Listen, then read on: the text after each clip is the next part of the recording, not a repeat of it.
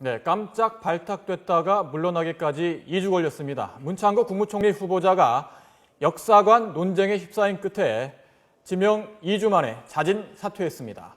총리 2명이 줄 낙마한 것은 2002년 이후 12년 만에 처음이고 박 대통령 국정 운영 동력에도 타격이 불가피해 보입니다. 네, 전국 파장을 좀 전망해 보겠습니다. 국가디자인연구소의 허성우 이사장 그리고 정치평론가 박상병 박사 두 분 나와 계십니다. 네. 안녕하세요. 네, 안녕하십니까. 문창거 후보자가 어제까지만 해도 별 사퇴할 것 같지 않아 보였습니다. 청문회, 인사청문회 준비를 하는 듯 보였는데 오늘 기자회견을 열었습니다. 10여 분 동안 좀 격정을 토로했다고 할까요? 자기가 할 말은 했다는 것 뭐 그런 모습으로 보였는데 먼저 어떻게 보셨는지요?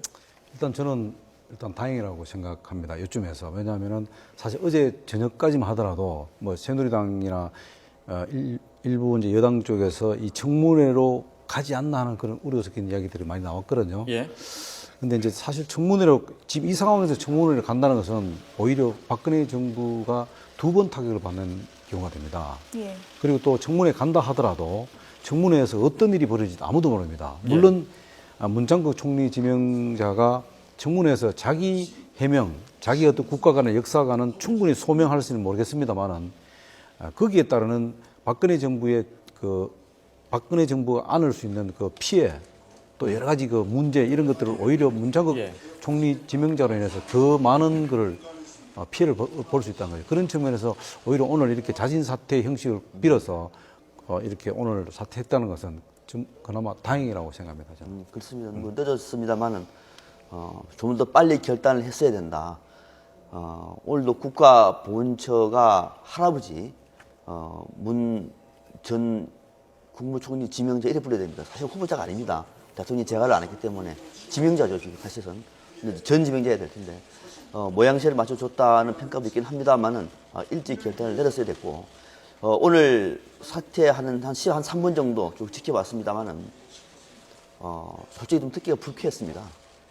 왜냐하면은 총리 후보자가 물러날 때에는 두 말을 해서는 안 됩니다. 대한민국은 국민이 주권자입니다. 국민 여론이 더 무섭습니다. 국민 여론을 통과하지 못한 데 대한 어떤 자책감, 성찰보다는 국민에 대한, 여론에 대한, 언론에 대한 모든 불만들을 쏟아냈어요. 논리적으로도 이해가 안 되는, 말이 안 되는, 왜 인사청문회 법적인 절차를 밟지 않느냐. 법적인 절차를 안 밟은 것은 박근혜 대통령입니다. 이런 식으로 해서 전혀 논리적으로 이해가 안 되는 얘기를 하면서 이 미간을 찡그리고 있는 모습에서 떠나는 분이라서 좀 그렇습니다만은 국무총리 후보자로서의 차질은 갖추지 못했다. 그도 그런 생각했습니다. 네. 저도 오늘 이걸 이제 기자회견을 보면서 느낀 것이 뭐 우선 첫째 한 가지는 본인 입장에서 볼 때는 굉장히 억울하다는 것을 충분히 저도 이해갑니다. 국민의 한 사람으로서 이해가고. 그러나 또 한편으로 생각하면은 총리 후보 지명자로서 자세는 좀 아니다. 과연 총리 후보자로, 총리 지명자로서의 자세가 과연 저렇게 되겠냐 하는 그런 문제 있고 또 하나는 뭐냐면은 오늘 전부 이제 전문을 제가 쭉 한번 다 읽어봤습니다. 전체적으로 전문을 읽어봤는데 거기에 사실 문창거 총리 지명자로 인해 갖고 그 국정 난맥이 보름 동안 사실 진행되었습니다. 아무것도 사실 정부고 뭐고 올 수도 없이 된 상황인데 그와 관련한 어떤 사과도 없었다는 거. 그 부분은 굉장히 좀 아쉽습니다. 네. 그동안 뭐 지명 철회일 것이냐, 자진 사퇴일 것이냐 방식을 놓고 이제 다양한 전망도 있었고요. 결국은 이제 대통령 귀국 후에 이제 후보자 자진 사퇴 쪽으로 이제 결론이 나게 됐는데요. 오늘 기자회견에서 이런 말이 있었습니다. 저를 이곳에 불러주신 것도 그리고 거둘 수 있는 분도 이제 그분이라는 말을 했는데요. 어떤 좀 청와대와의 그런 의사소통이 있었다고 볼 수 있을까요? 어떻게 예상해 볼 수 있을까요? 그러니까 이제 박근혜 대통령이 저는 직접 전화를 했으리라고 봐요. 예. 그게 또 국무총리 지명을 한 본인과 또 국무총리 지명자가 된 사람의 저는 기본적인 관계라고 봅니다. 대통령의 사인이 있었으니까, 정확한 메시지가 있었으니까 자진 사퇴 쪽으로 방향을 잡은 거라고 봐야 되겠죠. 그런데 회의 중에 그분이라고 하는 얘기가 나왔어요. 그분. 보통 사실 공무원 같은 경우에는 말이 맹쾌해야 됩니다. 그분이 저는 박근혜 대통령이라고 봅니다. 물론 당연히. 그런데 그럼 박근혜 대통령이라고 얘기를 해야 될 텐데 그분이라고 얘기하니까 또 다른 식으로 이해할 수도 있는 거거든요. 만약에 다른 식으로 이해가 버리면 이거 큰일 날 문제입니다. 국무총리를 부른 사람이 만약에 그분이라고 얘기해 버리면은 이거는 아니잖아요. 그러니까 물론 그렇게 해서는 안 됩니다만 그러나 이거 문구 하나도 국무총리 후보자로 지명이 된 사람의 어투는 아니다. 이런 것 자체가. 예. 그건 그렇습니다만 아무튼 박근혜 대통령이 직접적으로 아마 뜻을 완곡하게 전달을 했고 그것을 수용해가지고 문 전 지명자가 사퇴하는 것으로 이렇게 보는 것이 아마 맞을 것 같습니다. 예. 되게 이제 보통 보면 이제 뭐 총리 지명자라든 아니면 장관이니까 사퇴를 할 경우에는 자기 어떤 변보다는 사실 그 지명해준 그 청와대 내지는 대통령 입장을 충분히 고려해서 좀 짧고 간결하게 하는 게 맞습니다. 되게 보면. 그런데 오늘 이 한 10여 분 정도 이 내용을 이제 지켜보면은 굉장히 이제 어법도 그러고 여러 가지 보면은 예. 굉장히 이제 불만이 굉장히 이제 섞인 그런 내용들이 많습니다. 그리고 그것이 이제 지금 아까 좀 말씀하셨는데 뭐 거분이라는 표현을 쓰기도 하고 했는데 그러나 그동안 저는 이렇게 생각합니다. 어쨌든 문창극 그 총리 지명자가 그동안 15일 동안 계속 지금 셀프 그 해명을 했지 네. 않습니까? 그리고 아침 저녁으로 출근 퇴근하면서 모든 언론들이 지금 집중적으로 스포트라이트를 받았지 않습니까? 예. 그 과정 속에서 충분히 본인이 해명을 했다고 봅니다. 본인의 역사관이라든가 또 국가관 이런 것들은 충분히 소명이 되었기 때문에 오늘 같은 경우는 이렇게 이제 또 여러 가지 격정적으로 이런 여러 가지 뭐 각 분야별로 정치 뭐 언론부터 해서 다 짚어가면서 또 야당 입장 또 뭐 여당 입장까지도 여당도 사실 여당 입장에도 서운함을 표했지 않습니까? 새누리당에서도 뭐 그렇게까지 과연 할 필요가 있나 하는 이런 뭐 측면이 있습니다. 그러나 개인 입장에서 볼 때는 뭐 충분히 자기가 소명을 하고 싶었겠죠. 그리고 그것을 아마 청와대에서 충분히 아마 양해를 구했을 겁니다. 그렇기 때문에 서로 청와대하고 뭔가 조율을 거치는 상태에서 아마 이런 기자회견을 하지 않았나 좀 그런 추측을 해봅니다. 문 후보자 입장에서는 문 전 후보자라고 하겠습니다. 전 지명자. 전 지명자. 전 지명자. 문 전 지명자 입장에서는 언론의 왜곡 보도로 인해서 자신이 친일파, 반민족주의자 이렇게 오도됐다. 네. 뭐 이렇게 표현을 했죠. 네. 그거 어떻게 보십니까? 뭐 그런 점은 본인도 억울할 것 같아요. 그러니까 우리가 이제 문창극 전 지명자를 얘기를 할 때 그분이 종교적인 관점에서 얘기한 걸 비판한 거 아닙니다. 뭐 친일파다 뭐 이렇게 얘기하는 건 뭐냐면은 그분이 종교적인 관점에서 얘기를 했던 또는 종교적인 관점이 아니든 간에 그분이 대한민국의 근현대사를 바라보는 관점의 베이스에는 예. 식민사관이 있다는 겁니다.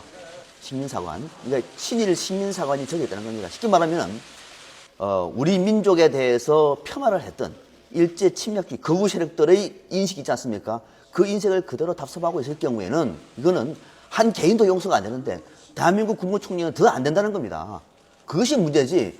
교회에서의 종교적인 간정을 탓하는 거 아닙니다. 오늘도 보니까 뭐 김대중 전 대통령은 되고 왜 자기는 안 되고? 그러니까 한번 물어볼게요. 김대중 전 대통령은 신앙 고백에서 대한민국 조선은 깨어나가지고 일본에 침략을 당하고 그것이 대한민국의 하느님의 뜻이었다. 그럼 한 적 있습니까? 조선민족은 게으러서 DNA가 게으르고 남한테 기대고 그렇게 말한 적 있습니까? 그러니까 이런 어떤 관점 자체가 뭐 때문에 자기가 물러나야 할지에 대해서는 정확한 판단을 못하고 있는 것 같아요.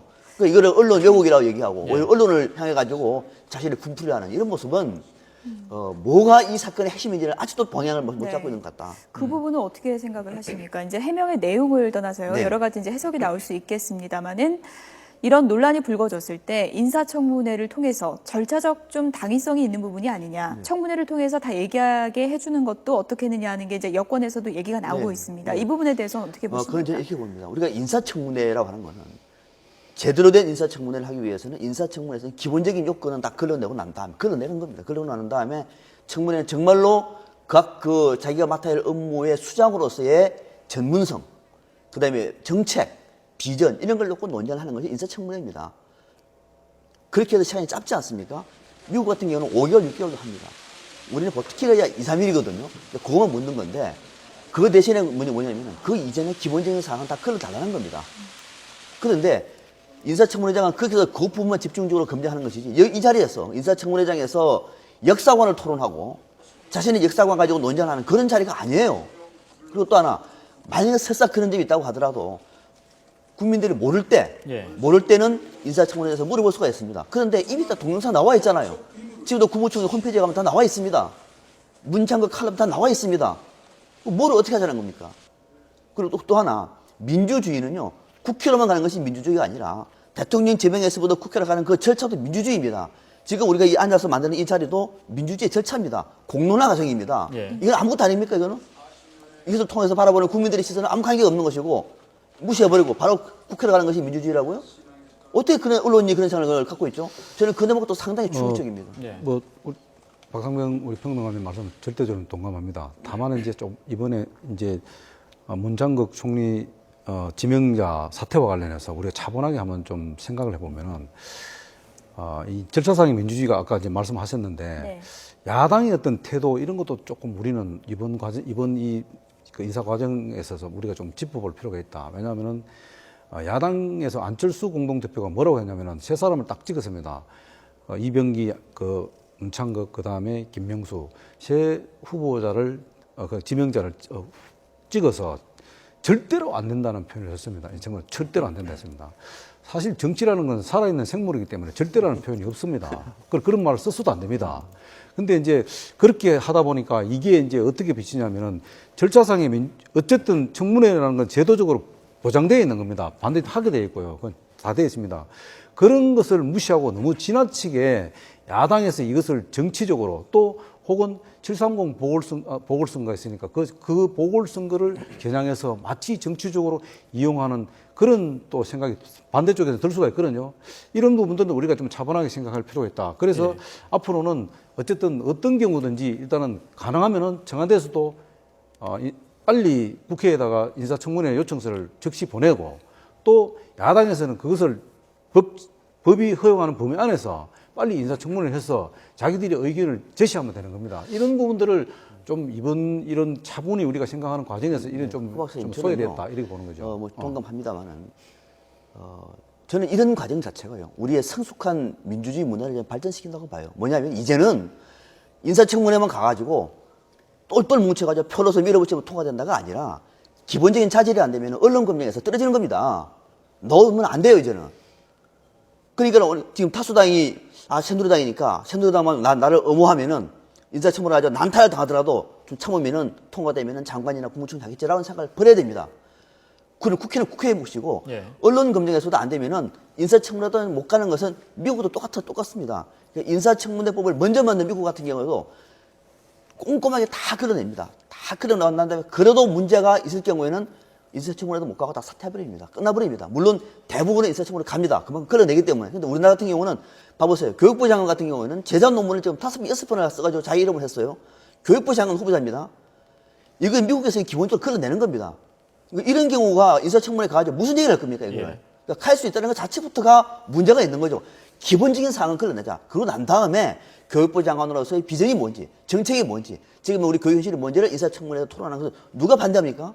그러니까 이런 것들을 가지고도 다, 무조건 다 가가지고 인사청문회에서 다 하고 난 다음에 야당은 반대하든 여당은 똘똘 뭉쳐가지고 대통령은 여야가 반대하든 말든 도장 찍어가지고 밀어붙이는 이런 방식이 민주주의라고 말하면 그런 민주주의 어느 나라 민주주의입니까? 이거는 안 된다는 거죠. 이제 우리 이제 박상면 평론가 말씀 중에 제가 조금 이제 좀 뭐 톤은 아닙니다만 조금 반대 의견을 좀 이제 드리고 싶은 건 뭐냐면은 아까 이제 언론에서 이제 언론에서 이제 어떤 여러 가지 뭐 검증은 정식 검증은 아닙니다만 언론에서 한번 걸러지고 그 다음에 인사청문회 하는데 저는 이제 바람직하지 않다고 보는 게 기본적으로 청와대에서 청문회 요청서가 국회에 제출되면은 언론은 언론대로 나름대로 검증 과정 시스템이 있습니다. 거기에 맞게끔 보도를 하면 되는 겁니다. 다만 제가 말씀드리는 것은 언론이 아니고 정치권에서는 정식 절차를 밟아서 자기들의 권리를 행사를 하라는 거죠.